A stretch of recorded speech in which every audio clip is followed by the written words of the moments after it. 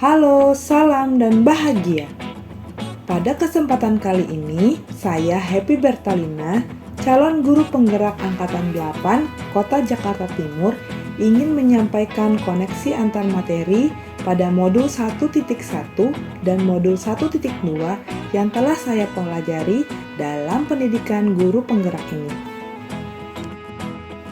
Dalam penyampaian koneksi antar materi pada modul 1.1 dan modul 1.2 kali ini, saya menggunakan model refleksi 4P yang meliputi peristiwa, perasaan, pembelajaran, dan juga penerapan.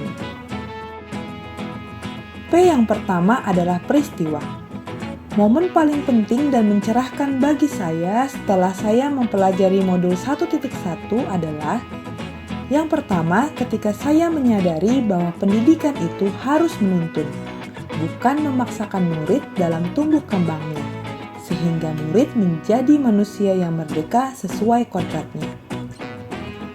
Kedua, ketika saya semakin yakin bahwa pendidikan harus menghamba pada murid, berfokus tak hanya pada ilmu, tapi juga budi pekerti murid.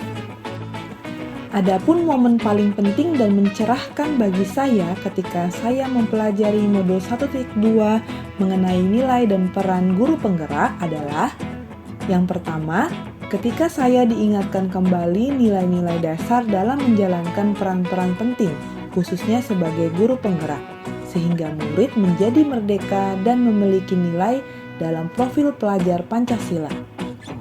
Dua, ketika saya menyadari bahwa saya tidak bisa sendiri dalam menjalankan nilai dan peran tersebut, saya membutuhkan pihak lain agar tujuan pembelajaran yang berpihak pada murid tercapai.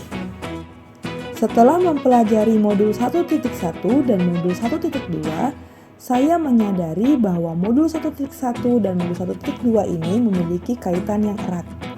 Adapun kaitan modul 1.1 dan modul 1.2 yang saya pelajari adalah nilai dan peran guru penggerak sejalan dengan pemikiran Ki Hajar Dewantara, yaitu menghadirkan pembelajaran yang berpihak pada murid.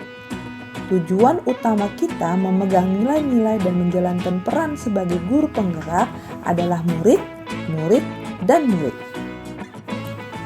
P yang kedua adalah perasaan. Saat mendapatkan pemahaman baru setelah mempelajari modul 1.1 dan modul 1.2 tersebut, saya merasa bagaikan menemukan sumber mata air dari pegunungan. Pemahaman yang sungguh menyegarkan dan membangkitkan semangat saya untuk menerapkan nilai dan peran tersebut sehingga pembelajaran yang menuntun dan berpihak pada murid dapat terwujud di kelas saya. P yang ketiga adalah pembelajaran.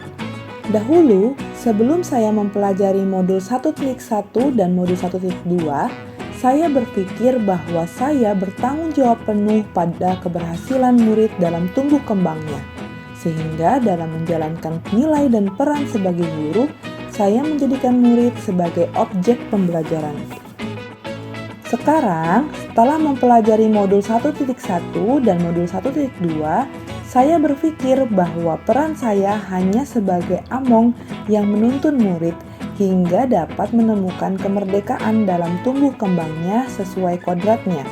Sehingga dalam menjalankan nilai dan peran sebagai guru, saya menjadikan murid sebagai subjek dan rekan pembelajaran. P yang keempat adalah penerapan.